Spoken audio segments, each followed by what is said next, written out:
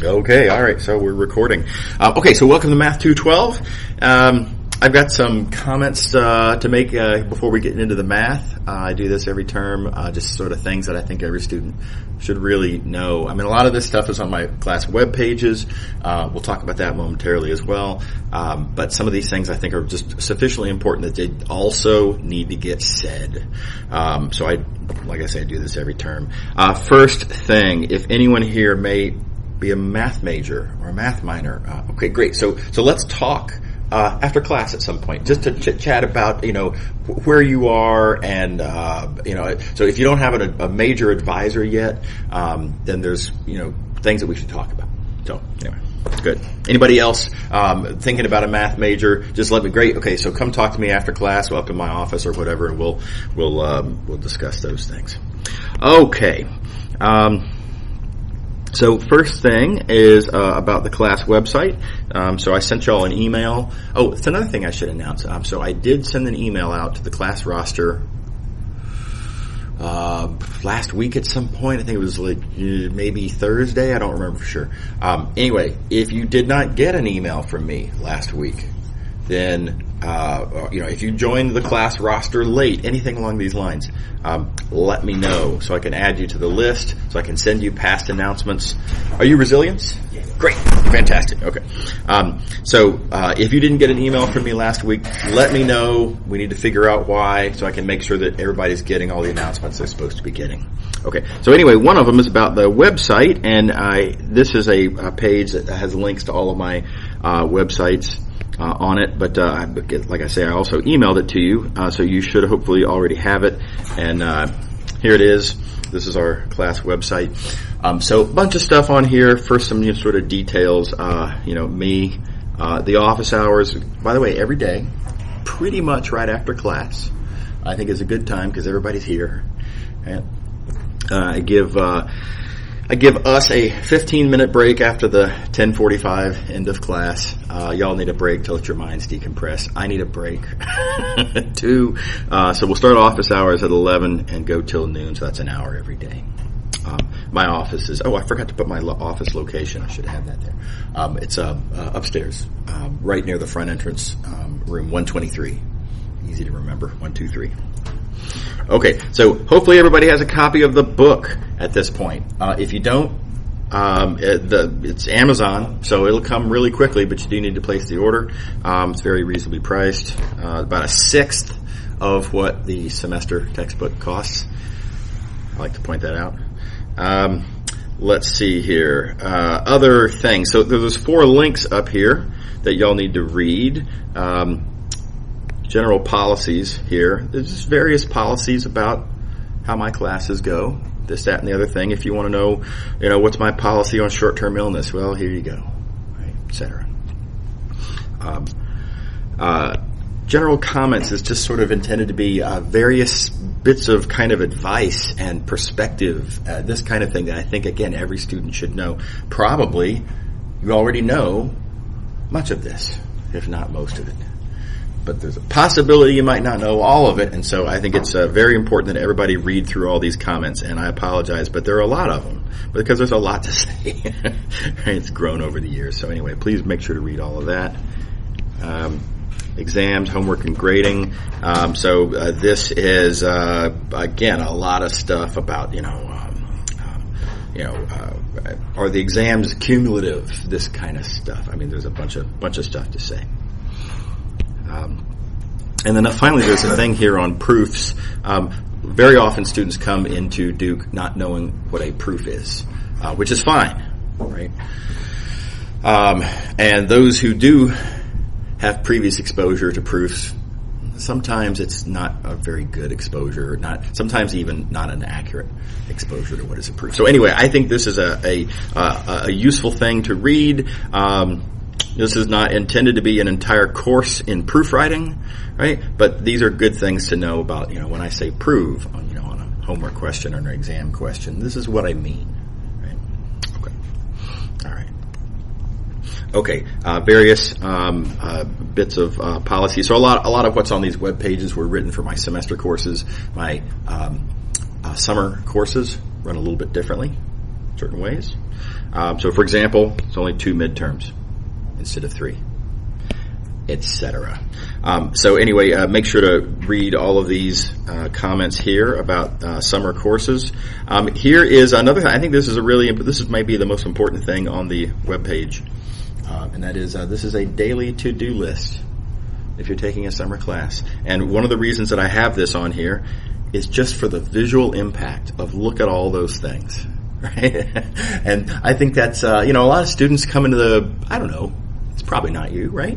But a lot of students come in to a class and think, show up to class, and then I go do the homework, and I'm done. That's it. That's all I have to do today, right? The test isn't for another week and a half, right? So I just, want to point out that a really responsible, proactive approach to taking a math class, at least, restricted to math classes, involves a lot of other things. So be sure to read through all of these recommendations and think about whether you're actually doing this, right? It may be that a lot of this stuff is stuff that you do instinctively. You always have, and that'd be super, right? But anyway, if some of these things are things you're not doing, you should really think about it. Okay. Various links. There's a link here to the syllabus. The syllabus here is where you will find all of the assigned homework exercises, and the way this will work is on a given day, whatever sections we finish. Let's say we finish section 1.3. It's not going to happen today, but let's just hypothetically, right? Then these are the exercises that are assigned for that day. Okay. Yeah, right. Okay. The lecture schedule. This tells you pretty much where we're going to be, what we're going to be doing every day of our semester here, term here.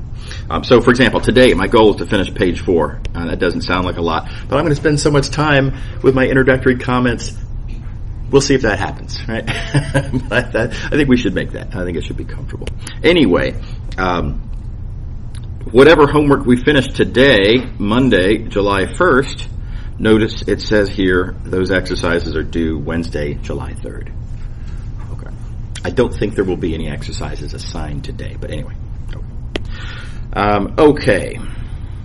What will be assigned? Well, I'll be filling out these columns here as we go along through the course. So exactly which sections we finished, I'm going to fill that in right there. So those will be the sections. Again, refer back to the syllabus to see the actual exercises. Excuse me. That's what I'm going to put here. These are the sections that we finished. So where it says homework assigned. This actual, that is in reference to the estimated page number in the book that we'll make it through. Right. So today, let's get optimistic. If we make it through page 7 today, then I'll put 7 right here in that spot. Okay. All right. So this is just to document, the progress of the course. Okay, notice we have a holiday Thursday, and that nice first week of classes has a break in it. That's cool. Let's see here. The exams are noted. Note the dates of the exams. So these are set, right? And so you want to definitely think about the dates of those exams as you're thinking about your sort of study planning, right? So don't plan like a big beach trip on July 13 to 14, right? You got a test on the 15th. All right. The final exam, you'll notice also on the list here, this date and time is prescribed by the university, by the registrar's office. Okay. All right. So that's the lecture schedule. A bunch of other stuff on here. There's a link to Sakai. Hey, this is a good one. Students love this one. Every midterm exam and solutions that I've ever given in teaching summer Math 212. You can see I've taught this course many, many times at this point. Also, right next to that, related exams and solutions. This is every midterm and solutions that I've given in my semester Math 212 courses. There's even more of these, I think. And the reason I have these in separate folders is because they use different textbooks, and during the semesters we use the department. The book's been using the same department for like 30 years. It's a good book. It's okay. And in the summer, though, I like to use my book. I I'm biased. I think it's better, but that's just my opinion, right? But it's my class, and I'm the only one teaching it, and I get to pick. So I'm using my book. So anyway, these exams here, they were from a course that uses a different book, but it's very, in terms of coverage, in terms of subject matter, very, very similar, right? So these old midterm exams are also really good practice material, right? Study material, whatever. Okay. Click here and it'll take you to my YouTube channel where I'm going to be posting the video recordings such as what we're recording right now. So use this as works most effectively for you. Some people like to take notes.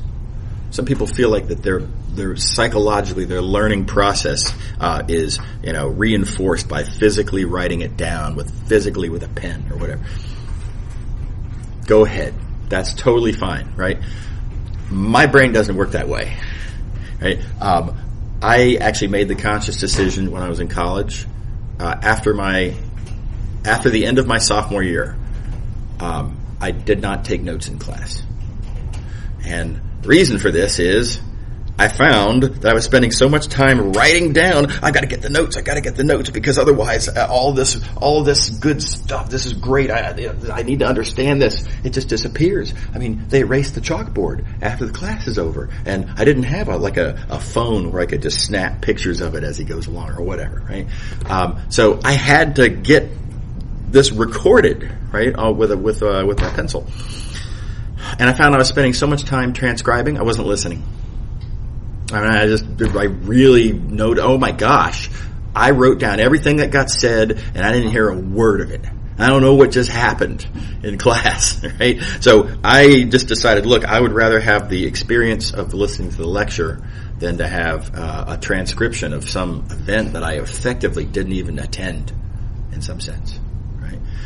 So that's me. Now everybody's different. I'm not telling you how to study.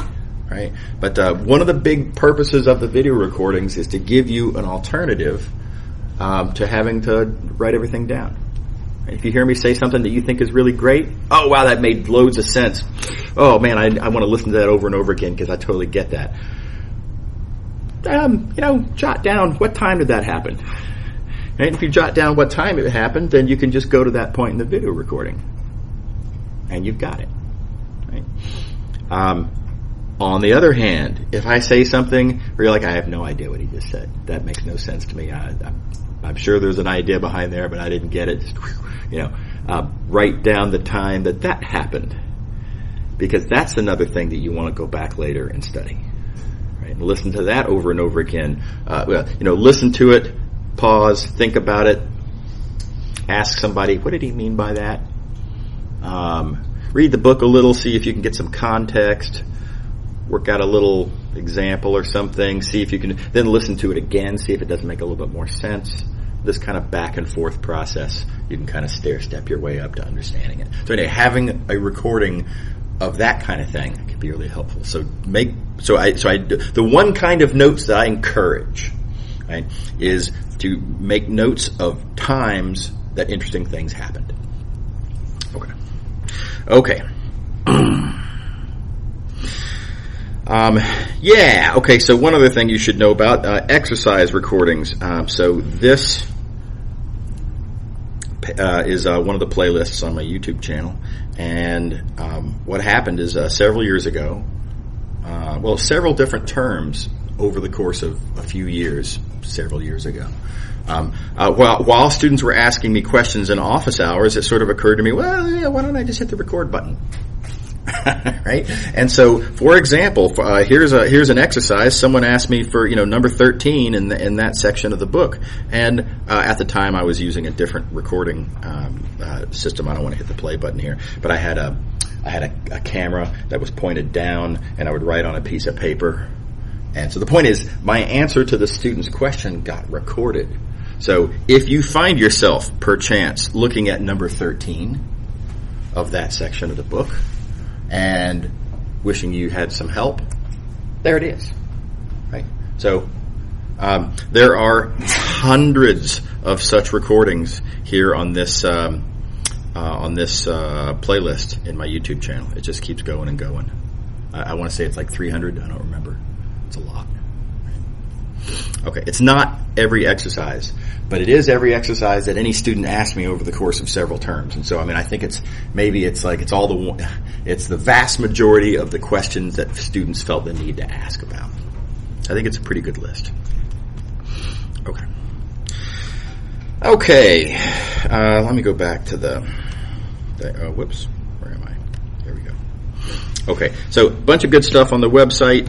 Make sure to familiarize yourself with it. Click it around. I do have a quick reading assignment for you for the first day. That main page, you are officially assigned to read all of that main page. All that business about recommendations, about schedule, for example. That's assigned. Then also, there are 4 links that we referred to in the course information section. Let's see where, these 4 links right here. Right? So each one of these 4 links has a bunch of discussion on it, and this is the other assignment. Read all of these pages on these 4 links there. Right. So it's a pretty substantial reading assignment. But anyway, that's for the first day. And please take me seriously. There's stuff that I get, students ask us, say, well, I didn't know I was supposed to, be understanding the ideas that in this course to that degree of depth. And I say, well, I wrote such on the website. And I say, when they say, well, yeah, but so did my high school teacher. They didn't mean it. Right? Well, I really do. So anyway, FYI, everything that's written on the webpage, it's not an exaggeration to make me sound good, right? This is what the course is going to be, and so please take it seriously. There are other links on the website that you don't have to read all of, but I want to encourage y'all to click around. I mean, there's some cool resources here and there, so just, click here, click there, and notice, that's kind of neat. Oh, there's a page over there that helps with blah, blah, blah. And just read it later if you want, but I want you to know what's where. And then make sure that you have super convenient access to the syllabus every day, where that's where you're going to find the homework exercises, right? The lecture schedule every day. This is where you're going to find what's been assigned. Where are we in the course? When is the next midterm? It's all in the lecture schedule. Okay. So you can, I say here, print. You don't have to print it out these days. Everybody's electronic, I guess. But have a ultra handy copy, however that is most conveniently done for you. Okay. Before I go on, how are we doing? Does anybody have any questions so far?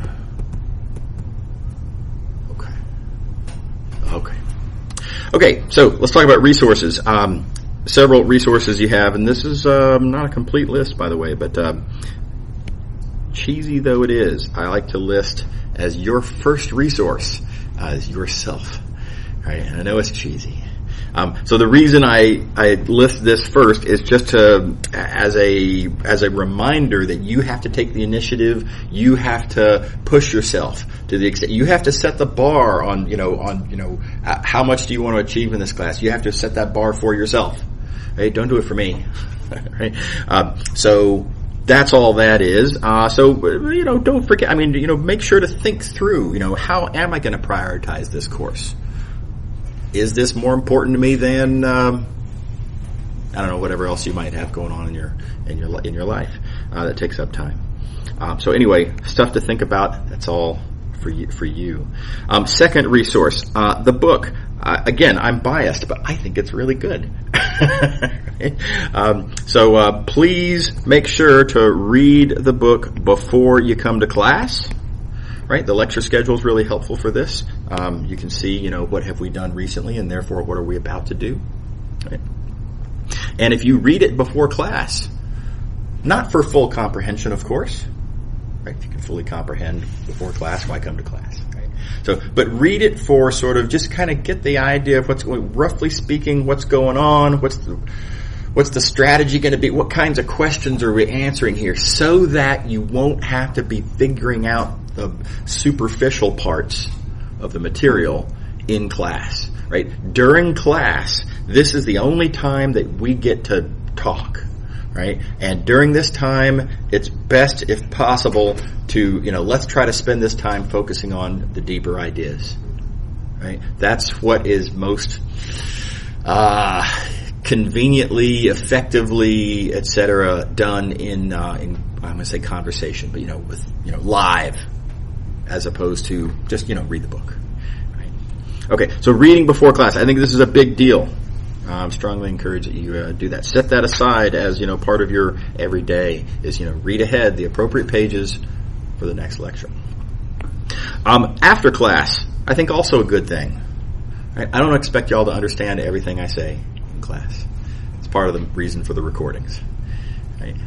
So okay, well, as soon as class ends, you got a certain fraction of what happened in class, and a certain fraction of it you didn't get. Totally normal, right? Well, then hit the book again, right? And this time, having had the advantage of, having heard the explanation in class of, whatever idea, reading it, with a much finer attention to detail that second time through, you've got a much better chance of filling in all those blanks. Okay. Furthermore, let me also note, we do not have time to do it all in class. There's just not enough minutes. We'd have to meet for 3 hours a day for me to be able to do absolutely everything in class, to do all the examples, to make all the littlest points. There's just not time. So I have to make tough choices about, I only get 75 minutes. I need to cover all of this material. Okay, well, I think this is really important. I really need to focus on this, and I think that's really important. I need to focus on that, and a couple of things in here and here and here. But there's a huge number of little gaps in there of things that, okay, well, they're just going to have to read that, right? So I don't think this is unusual, particularly, right? I mean, I think most classes do something like this. So point is, if you just come to class and that's all, you're going to miss a tremendous amount of stuff. There's examples that are in the book that are, again, I'm biased, but I think good examples, right, that will help you understand things, and I'm not going to go through them necessarily in class. So, anyway, do be aware. In terms of the course, by the way, you're responsible for everything that happens in any aspect of the course. So, if there's something that's in the book that we didn't talk about in class, you're responsible for it. If there's something that I mention in class that's not in the book, you're responsible for that too. So you're responsible for sort of the union of, anything that's in either the homework exercises or old midterms or lecture or the book text. Anything that's in any of those or any other Math 212 resources, it's all fair game for the exams. Okay. All right, so notice I list myself third as a resource, so I hope I can help. But this is not, I can't make you study, right? And I can't, like I said, I can't go through, everything that's in the book. So I am a supplemental resource in some sense. So that's just, again, for kind of perspective. Obviously, by the way, you have to come to class for me to be able to help. Okay. Lastly, and I think this is another good one, classmates. I'm a big believer in group work. So study groups, super, really fantastic. I benefited from this a lot in college. So I encourage you to group up however you like. If you already know some people in the class, cool. If not, make some friends, right? Group up in some form or another. By the way, you can also work on the homework in groups. I did a lot of this in college as well. Let me just make it clear that when I say do the homework in groups, everything you turn in has to be your own work, right? You can't say, okay, here, you do this fraction of the assignment, I'll do this fraction of the assignment, and she'll do that fraction of the assignment, and then we'll swap, we'll, copy, right? That's obviously not what I'm talking about. What I mean is you can be there working on the homework in the same place at the same time, and if somebody gets stuck, somebody helps somebody, right? And so, the way it would work for me, for example, is if I got stuck on something, then, a friend of mine would say, oh yeah, no, the idea is you got to use the blah, blah, blah formula, and then, here, look, let me show you. See, what you do is you blah, blah, and then the point is I would comprehend and say, oh, I get it. Okay, Cool, thanks. And then I go to my clean blank sheet of paper and write everything down from my understanding of the ideas. Does that make sense? So the point is, when I say work on homework in groups, you're allowed to be each other's teachers, but you're not allowed to do each other's homework for them. So I think the distinctions should be hopefully clear. Okay, any questions on any of that stuff? Okay, this section of things I need to talk about, it's kind of the same point said over and over again in different ways, but these are really important. This is arguably a really important point. So it's not 6 separate points. Anyway, so here's the first shot I'll take at it in terms of, what do I expect out of you in this course? Well, several things. On the one hand, I do expect you to have memorized certain facts. Yeah, sure. There's things to know, right? And I expect you have picked up certain skills. In other words, I expect you to be able to execute certain algorithms, right? So execution and memorization. Well, of course, that's going to be a part of, really any math class, I suppose. All right. Far beyond that, though, right? I do expect you to understand what it all means, right? And it is very easy to sort of not, rise to this level. Lots of high school classes, they draw the line right there. And if you can, if you know all the formulas, right, and if you can crank out all the algorithms, then you can get through, right? And if you can do the integrals, right? I don't know what an integral is. I couldn't begin to explain what this thing represents, but I can crank them out. Right? And a lot of high schools, that's great. So anyway, just keep in mind that is not the case here in this class. Understanding, I really do expect you to understand the ideas. I'm going to spend most of class time talking about ideas. That's what we're going to be doing here. That's what I ultimately want y'all to get out of the course. And of course, it's to me, it's a given. Well, of course, obviously, you're going to certain facts that you have to have recall of. Of course, you're going to go memorize those facts, right? And of course, you're going to practice the algorithms and make sure that you can execute. Yeah, you do that on your time. We're not going to sit here and do flashcards in class, right? So keep that in mind. And then, arguably beyond understanding, or arguably as sort of the other side of this sheet of paper that is understanding, I'm going to expect you to be able to apply the ideas to unfamiliar situations. Right? I think that is part of understanding how ideas work. Right? So, for example, let's go back to single variable calculus. Talk about what an integral is, and do some examples. Maybe we use integrals to compute area under a curve. We use an integral to compute volume of a rotated surface. We use an integral to compute the amount of work that it takes to, pull a chain off the side of a building. You'll remember those kinds of problems. Tank filling problems, etc. On the exam, you should expect for there to be a question that is none of those applications. There'll be a question about, something about the population of bacteria on a certain surface where the population density varies in a certain way. Well, but look, I memorized how to do tank filling problems and volumes of rotation, and if you memorize a finite list of applications, right, then you're not going to be able to get that completely different application. Okay. On the other hand, if when we're doing tank filling problems, volumes of rotation, all the standard applications, if what you're looking at is, okay, what's really going on there? How is it that a Riemann sum allows us to turn those applications into an algebraic expression, namely an integral that we know how to deal with? How do Riemann sums connect to those applications? If you really understand that point, then you will look at now we've got bacteria spread out over some area, and look, it's just a Riemann sum. It's a different kind of a application. the superficially it's different, but the main idea is the same. This is a problem that can be attacked by chopping it into slices, and then on each little slice, think about what you got, and when you write that all down, lo and behold, you've got an integral. Right?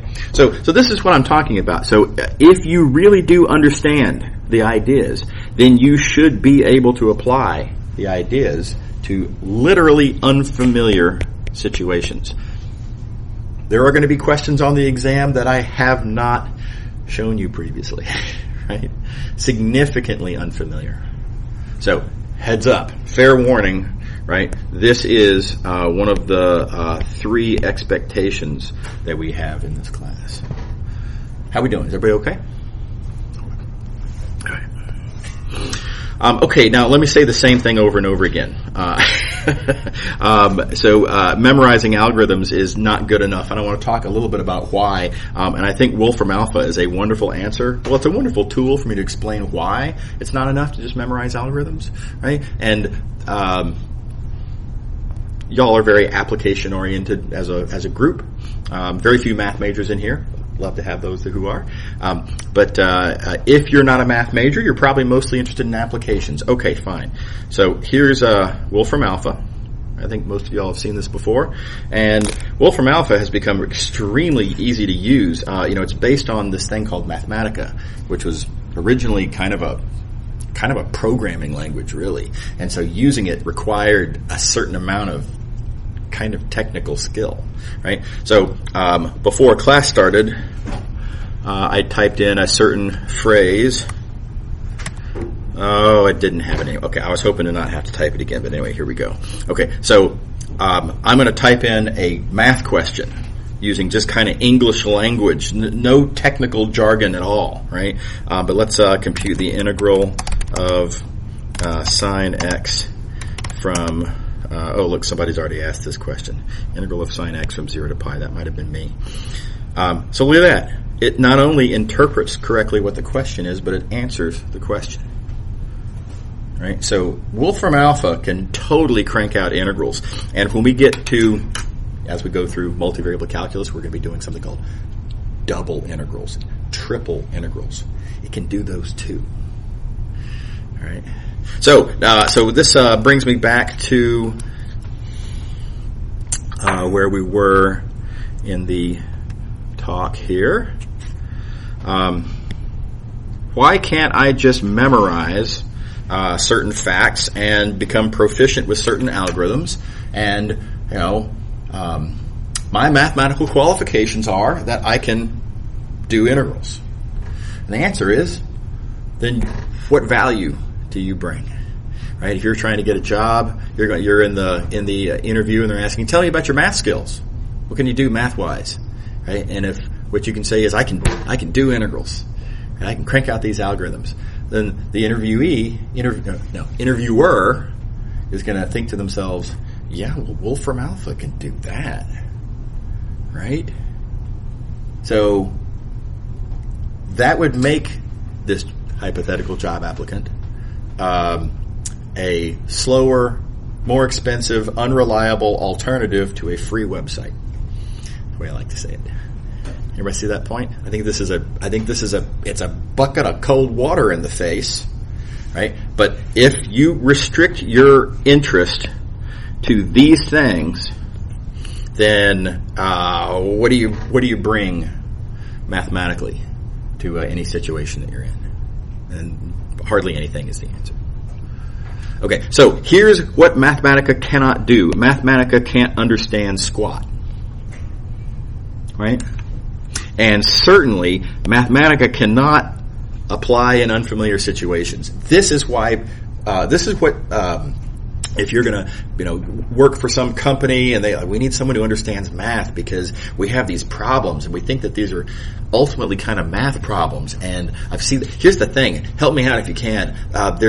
We've got this kind of slime that's covering this area, and I need to figure out how I can, it's not uniformly distributed, and I need to know what the total amount of slime is, even though it's, more on the left side and less on the right side. And how do you sort of add that all up, right?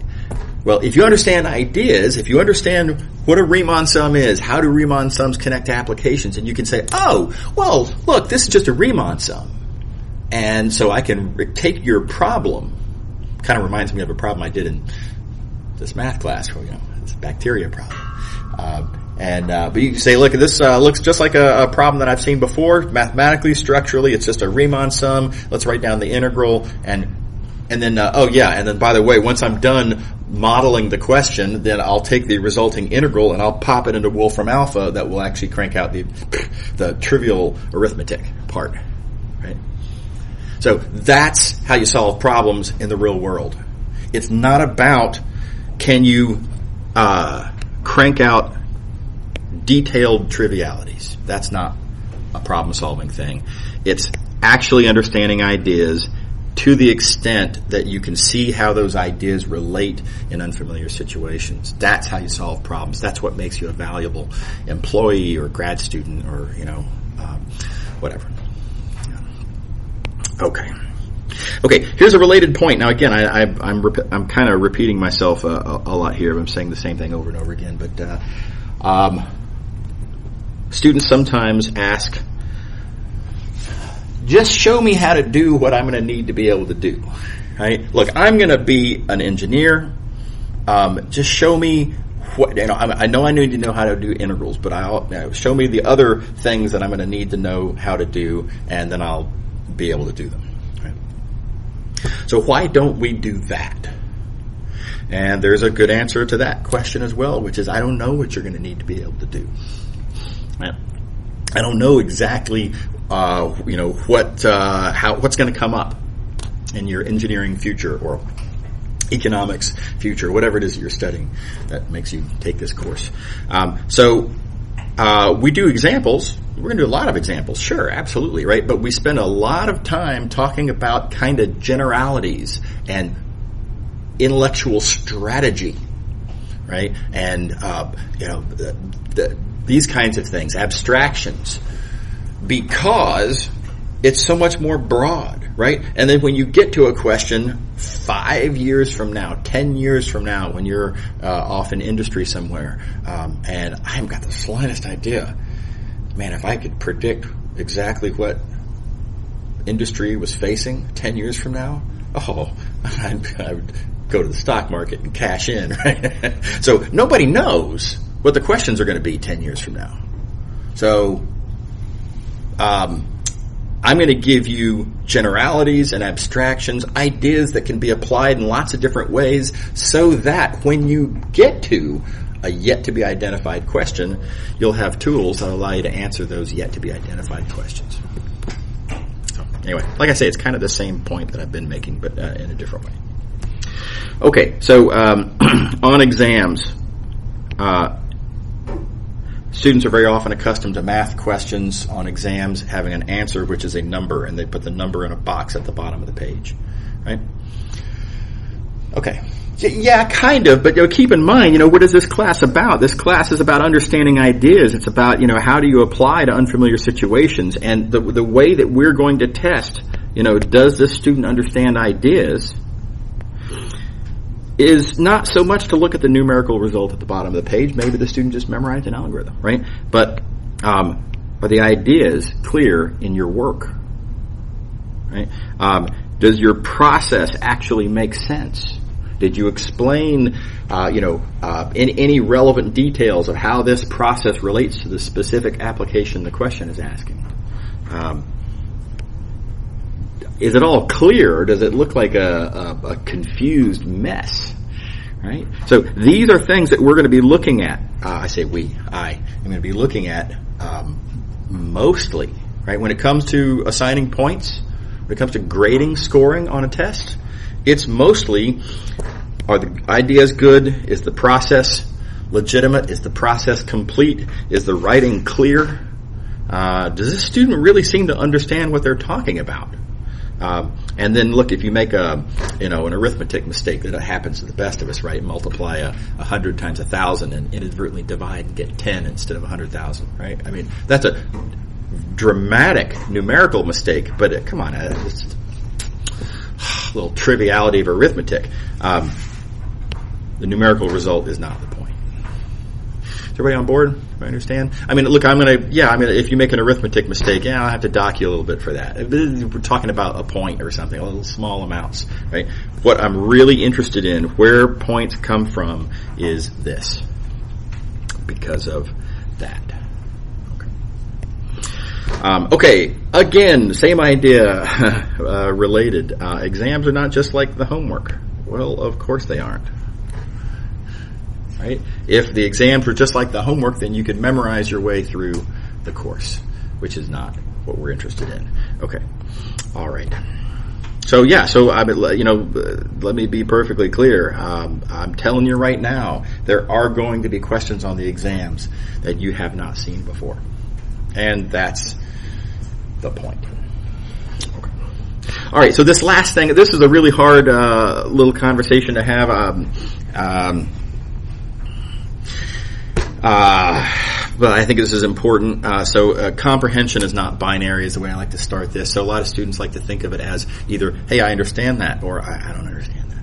Right? It's either one or the other. The light bulb went off or the light bulb has not gone off. These are the choices. Okay. I just don't think that's the way it works. I think understanding is a kind of a continuum. There are endless layers of comprehension, so when we teach a class, we, in some sense, and just a metaphor to use, is we set a bar, right? And so you got to be able to get over that bar. So your comprehension has to get up to the point where you're over the bar. The questions that are on the exam are going to be at this level of difficulty.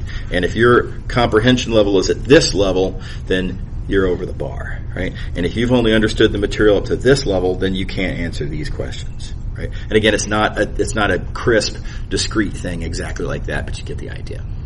Okay. All right. So here's the problem. Here's what happens. High schools, or whatever, give exam questions of a certain difficulty, or maybe a range of difficulty. There's hard questions, there's easy questions, right? But here's the sort of the high school bars, if you will, right? And students get accustomed to learning material up to one of these bars. And they get up to this point, and they're like, okay, I really understand this material so well now, right? Because look, I'm getting the A-level questions. Okay. So the problem is, these bars, there's nothing magic about this range of levels of comprehension. These are just where high schools happen to set the difficulty of their exams, right? Duke's Math 212 is up here, right? High school exams, from our point of view, is teaching Duke classes and this kind of thing. High school exams are usually really easy. They rarely are actually testing understanding in a real way. And it's very rare that they are giving you unfamiliar situations. There's degrees of unfamiliarity, of course, right? But they do a lot less of this kind of thing and a lot more of this kind of thing. It's just our experience, right? So here's the problem. Then what happens is students are accustomed to learning the material up to one of these bars, whichever, it takes more effort to get up here to the A-level questions. It takes less effort to get up to the C-level questions, of course. But students are kind of accustomed to comprehension being sort of in this range, and they perceive a binary of this is what it means to understand something, this is what it means to not understand something. And that's either, again, so you're a yay or a nay, right? And so the trap that happens is, here's what students are accustomed to thinking of as, the bar. This is what it means to understand. Students learn up to that level, and they walk into a test with this level of understanding, confident that they've learned everything that they want to learn, but Duke's exams are here. And the student's level of understanding is not up to the bar. Right? So this is a really hard thing to quantify. I don't know how to quantify this, but I think this is a very real point that the level of difficulty of the course is higher, right? And so what you've got to do is figure out how you can raise your bar, right? So psychologically or whatever, where it is that you study up to a certain point and you feel like, okay, yeah, no, I get that now. Okay, you need to figure out how to raise that bar so that when you get up to that point, you're like, no, now I feel like this is where I would have stopped in high school. This feels high school satisfaction, right? But then you've got to keep going and realize that there's going to be some pretty hard questions on the Duke midterms, and study up to that higher level. So now, how do you quantify this? I have very little to tell you. It's just there's no metric units of comprehension, right? So I don't know how to make this precise. Wouldn't it be nice if we could say, you need to get up to 12.7 metric units of knowledge or whatever. That'd be lovely. So the two ways that I can give you to gauge your level of comprehension, one is you've got all my old midterm exams. Right? You can see what these questions are. Right? So the way to use those old midterm exams is not study those questions and learn how to do all of those questions. That's not the point. Right? What you want to do is get good enough at the material so that when you see one of those questions that you haven't looked at yet, you can crush it quickly, right? So, studying slowly and carefully each one of those questions is a good thing, right? But you're not going to have slowly and carefully on the midterm exams. The midterm exams are not going to be those questions. They're going to be different, right? So use those questions as a metric of, they're a way to learn, sure, but they're also a way to test. In a time-constrained situation, you can use those questions to test how much do I really get these ideas. So, for your consideration. So that's one thing you can do. The other thing I like to suggest is this is purely psychological, but everybody's got a little certain amount of fear of public speaking. It's just the way we're built, I think. And so you can leverage this to your advantage. And here's what I suggest. Ask yourself, let's suppose you're studying, integrals, right? Riemann sum. Let's talk about the Riemann sum definition of an integral. Right? And if you think you understand that, here's a question for you to consider. Are you ready to give a 15-minute presentation to, let's say, this class or some group of students? Can you give a 15-minute talk on the Riemann sum definition of an integral? During which it'll be expected that you'll be explaining the details of the definition, why the definition is important, how this definition allows you to apply to this situation or that situation, and then further that you'll be prepared to answer questions that students might ask should they not understand something that you said. Now that's a scary prospect, right? And I'm not suggesting that you actually give such a talk, right? But I'm suggesting that you contemplate. Well, how would that lecture go? What would I say? How could I fill up 15 minutes talking about Riemann sums? Or would let's just be honest here, would I actually just write down this formula and say, well, there's the formula, that's the definition, right? So anyway, for your consideration, right? Let's say like the psychological tool. If you feel like, I have a lot to say about Riemann sums and how they serve as a definition of integrals, then I'll bet you really do understand it pretty well. And if you think to yourself, I think I could probably kill a minute and a half on that, right? Then, well, maybe there's more to think about. So anyway, that's just another tool there. Okay, pause for questions. Is everybody good? Okay. Everybody already knows Math 212 is a hard class. Here's one thing that you might not know. This course accelerates throughout the term. So it's kind of a landmine sneak attack course in a way, as follows. So here's a graph of, difficulty as a function of time over the course of, Math 212. And it's, something like that maybe. Right? So,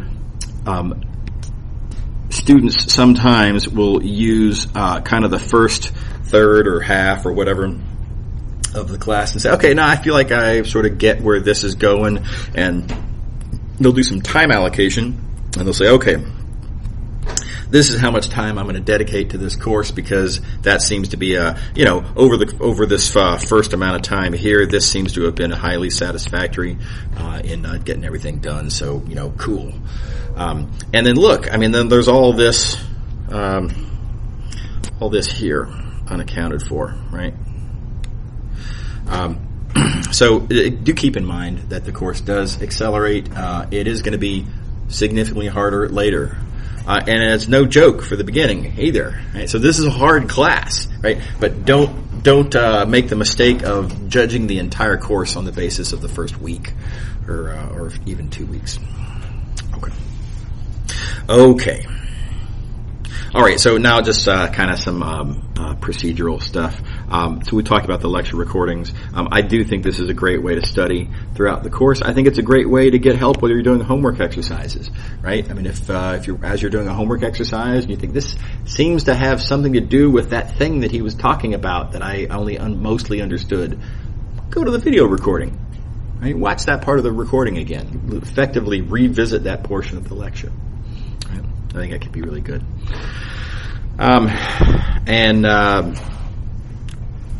I also think it might be just a good idea as just kind of a general daily study technique. Always think about, okay, what happened in class today?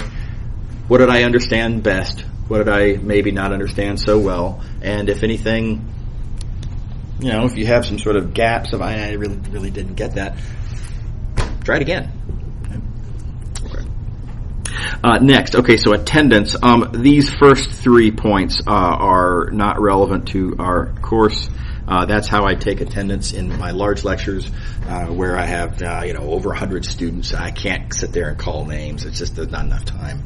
In this summer course, what we'll do is I'm just going to have an attendance sheet, right? And I'll call your names verbally and raise your hand, etc. Eventually, I'll learn names, and I won't even call. I'll just be like, okay, there, okay, etc. And I'll just check them off, and hopefully, we get most of this done before class even starts, so it shouldn't take up any significant class time. But anyway, it does count toward your grade. I've already forgotten what percentage I set. It's a very small percentage. I think it's 3%. I don't remember.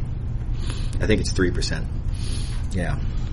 But anyway, so it's not a lot, but it does make a difference. And by the way, since attendance is pretty easy to do, right? The expectation is very high on attendance. So if you skip, let's say it this way: if you have 90% attendance, that's not good attendance. That means that you skipped like 3 lectures.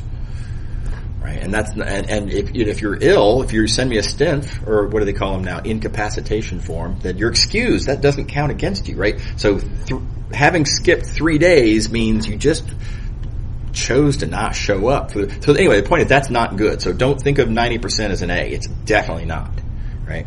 So anyway, okay. All right. Not quite, I guess, but next thing. I've already talked about study groups. I'm a big fan. If you don't know anyone in the class and would like to be on an email list, if you would like to be put in touch with other students who are looking for a study group, excuse me, that snuck up on me. If you would like to, find other students to work with, all you have to do is send me an email. I'll add you to the list.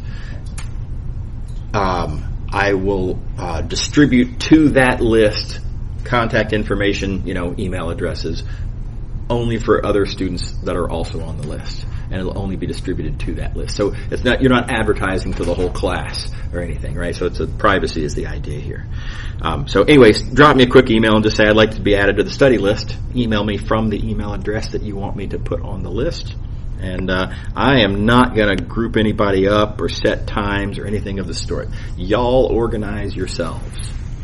I don't have any part of that part, right? So, okay. Okay, a lot of this we've already talked about, but this one we haven't. Summer courses are fast. It's crazy fast. In some departments, I think a summer offering of a course covers less material. Not in the math department. We're going to cover 100% of the semester Math 212. And we're going to do it in 6 weeks flat. Right? So it's going to fly. It's crazy fast. So 15 divided by 6 is 2.5. So it's arguably 2.5 times a semester pace. I encourage you to think of it as 3 times the pace, because semester learning has a big advantage.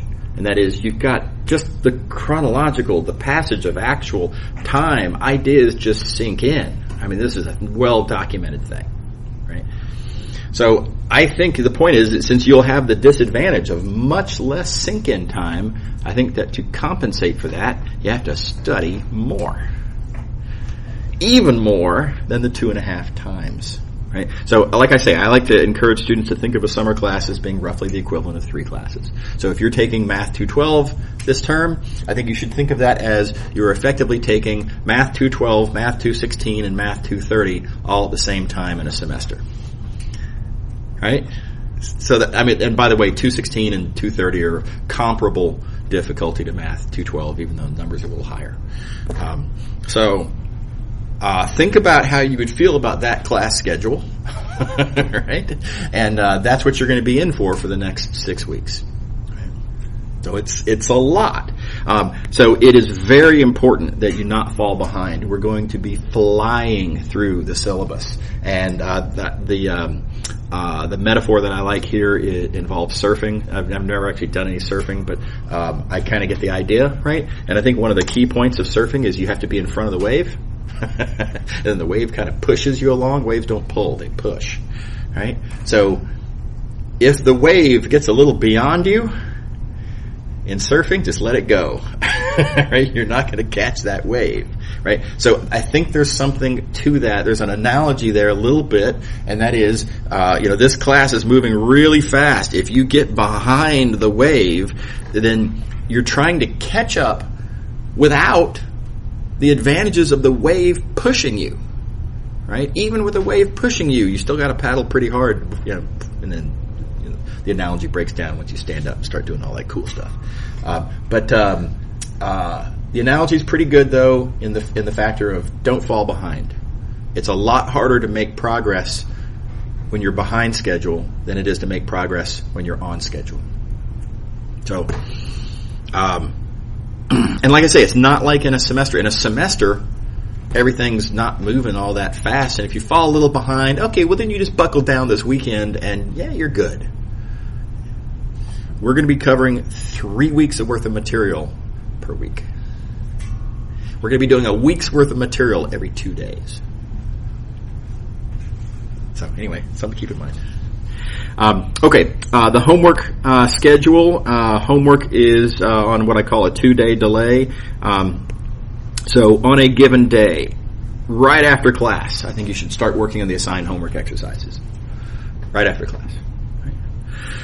Now, you're not going to get it all, probably. Maybe. That'd be great. But if you don't, the point is form a list of questions. Either I have no idea how to get started on number 6, or I'm stuck halfway through number 7, whatever. I don't know how to deal with this one little aspect of number 9. So take that list of questions. On the next day, get help. You've got my office hours, 11 to 12 every day. Right? The help room will be operating. If I remember, I think it's 2 p.m. to 6 p.m. every day. Oh, by the way, so the help room, the schedule hasn't been updated yet for this summer, but it's in this building. It's not on East Campus. It's in this building. I don't remember the room number off the top of my head, but it's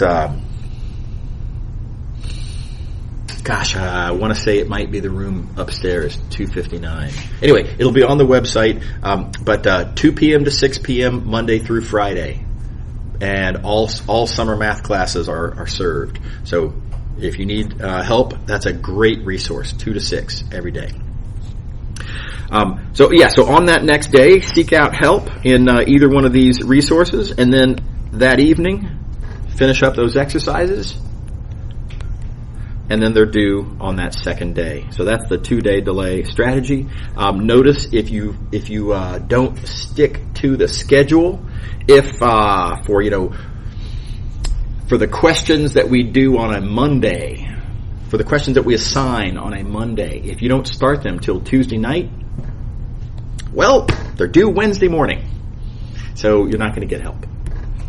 You ever see the problem? Right? So you've got to start them, whatever's assigned on a Monday, you've got to start them on Monday. Anything that you don't look at before the end of Monday, you won't know what questions to ask on Tuesday. Okay. All right. I've already talked about that point. I won't say that again. So I'm going to talk about these permanent exercise labels, and then we're good because we've already done the attendance and everything. So let me go to, so this is the book. Hopefully you all recognize the book. Let me go to where there's exercises. Here we go. Okay, so let's look at this exercise here. This is exercise 1.2.7. Now what that means is we are in chapter 1. We are in section 2. And in chapter 1, section 2, we are looking at the 7th exercise listed. Okay. All right. Here's the problem with these numbers. In this version of the book, it's 1.2.7. But in some future version, if I decide to add a chapter, like maybe I add an introduction chapter at the beginning, and then all of a sudden this becomes chapter 2. Now this is exercise 2.2.7, and the label has changed. Right? Okay, so that's annoying. Why does this matter?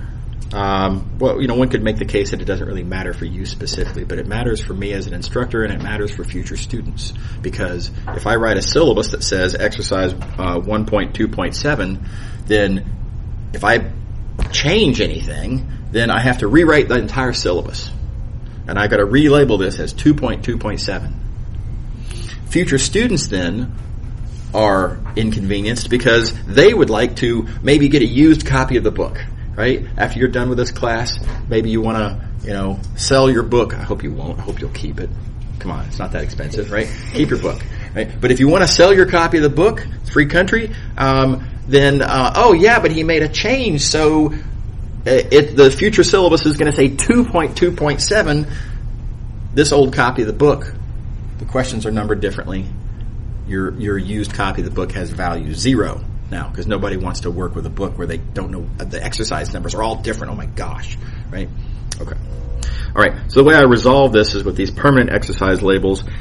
This chapter is currently chapter 1. It may or may not always be chapter 1, but it will always be chapter V. That's V for vectors. Right? So likewise, this is currently section 2, but who knows? It might get shuffled around, but it will always be section V. And it's currently number 7 because it's the 7th on the list, right? But I might add additional exercises in various places. It might eventually be question number 10 numerically, right? But this 7 here will always be fixed. This is a chronological 7. This was the 7th exercise that I wrote.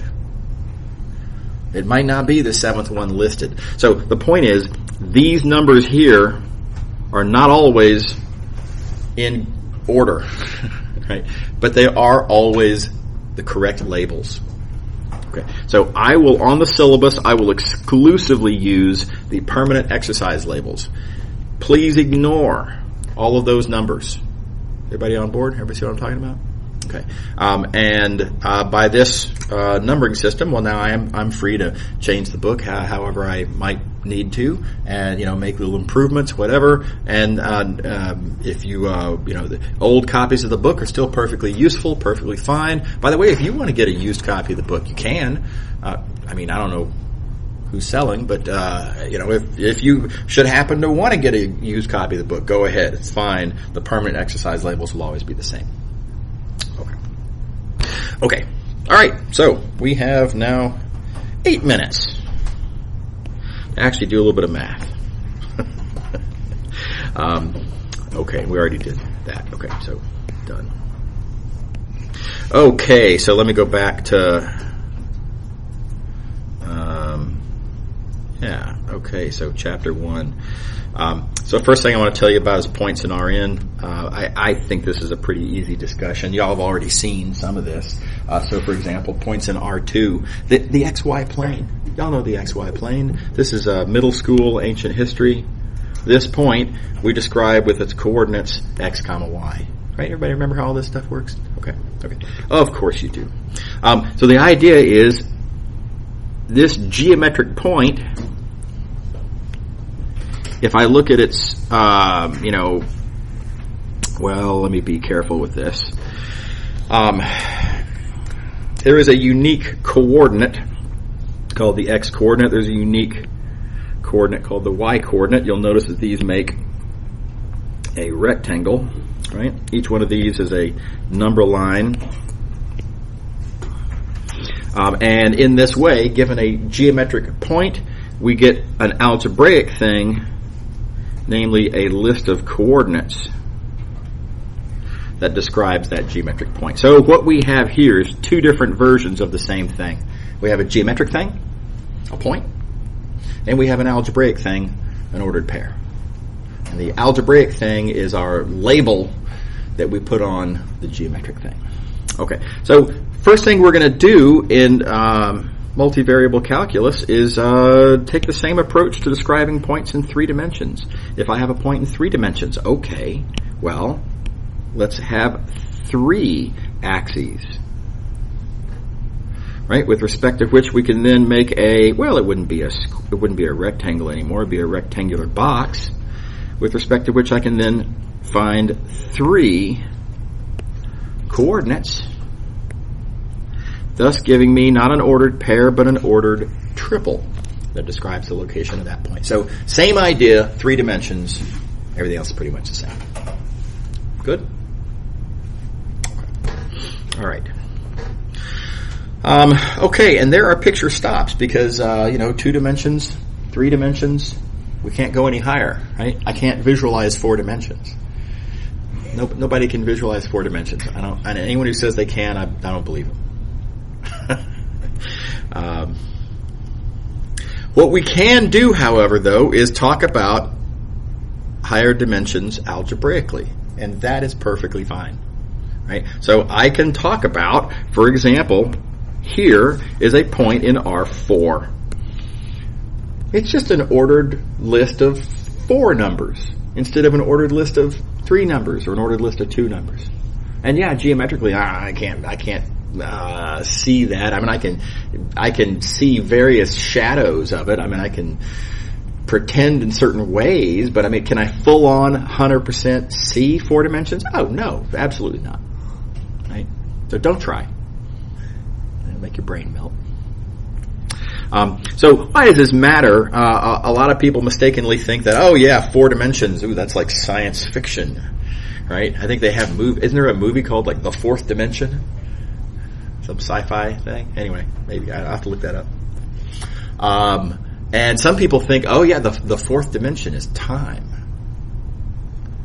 I mean, look, time can be thought of as a dimension, I guess, but why is it the 4th? Maybe it's the 1st. Is the ordering matter? Which direction is the 1st dimension, by the way? Is it that way or that way? Come on, that's not a thing, right? So the idea that the 4th dimension has to be time, no, come on, that's another thing you can choose if you'd like, but it's not mandatory, right? So is any of this why we're actually interested in more than 3 dimensions? And not really, unless you're a physics major and taking advanced physics courses. Most of why we need to understand beyond R3 is because of much more down-to-earth applications.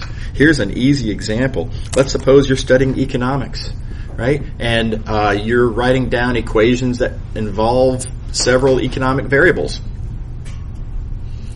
Maybe the question that you're dealing with involves price and capital and labor and interest rates. I don't know any economics, but let's pretend that there's some way to relate those, right? Okay, well, that's 4 variables. An equation that involves all of those things is an equation of 4 variables. You're looking at points in 4 dimensions, and you're looking for values, ordered lists of 4 numbers that satisfy that equation. Well, you're arguably doing math in 4 dimensions. But you're just, look, I'm a small business owner. I'm selling hammers, okay? And now I'm doing 4-dimensional math all of a sudden? Well, yeah, absolutely. Everybody see the point? So you don't have to go to deep physics and philosophy and to see a need for more than 3 dimensions. Right? Now here's the good news. The good news is the math in R4 and R7 and R36. In a lot of ways they're pretty much the same.